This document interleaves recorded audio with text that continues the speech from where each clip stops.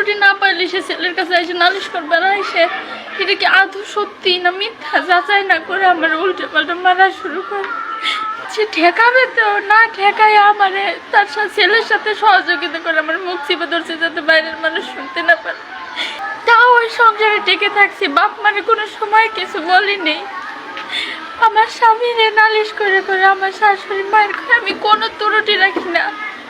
এই সংসারটা করার জন্য কিন্তু পারিনি। মায়ের দই, খাবারের কষ্ট, কাপড় চোপড়ের কষ্ট, সব কিছুর কষ্ট দিচ্ছে। তাও ওই সংসারে টিকে থাকছি, বাপ মানে কোনো সময় কিছু বলিনি।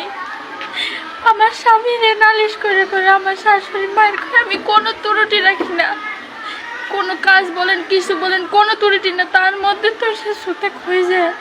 আমার স্বামীর কাছে নালিশ করে বাড়ি আসলে আমার মায়ের সে ঠেকাবে তো, না ঠেকায় আমারে তার সাথে ছেলের সাথে সহযোগিতা করে আমার মুখ চিপে ধরছে যাতে বাইরের মানুষ শুনতে না পারে। আমার 2-3 দিন বন্ধু খাইতে দেয় না মায়ের।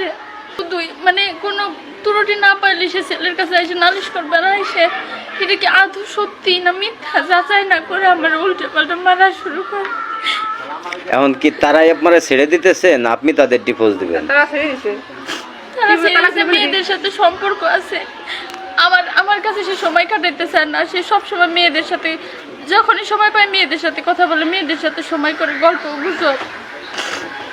সে আমার বলে, আমি যদি বলে আমার 5টা মিনিট সময় দেন, আমি পারবো না। এরকম যদি তুই সংসার করতে পারিস করবি, নাহলে চলে যাবি। আমার তালাক দিছে। আমি সংসারের সমস্ত কাজ করি, আমার শাশুড়ি কোনো কাজ করে না। যদি সে আমার সাথে সহযোগিতা করে আমার তো একটু কষ্ট কম, আমার মেয়েটারও একটু করে। আপনার একটা বাচ্চা আছে? হ্যাঁ, আমার একটা বাচ্চা আছে। কি সে যখন ছেলে বাচ্চা না মেয়ে বাচ্চা? মেয়ে বাচ্চা। হ্যাঁ। আপনার নাম হলো কি? আমার নাম লিজা। আমার আব্বুর নাম কি? আমার আব্বুর নাম খলিল শেখ। আপনাদের বাসা কি মুরুটিয়া? হ্যাঁ, আর্মি সিনিয়র ওয়ারেন্ট অফিসার। এখন তারাই আর কি আপনার ডিভোর্স দিয়ে মাল সাবানা দিয়ে পাঠাই দিছে, আপনারা ছেড়ে দিবে এই না? আমার ছাড়ে দিছে, মুখে তালাক দিছে। মুখে তালাক দিয়ে দিছে?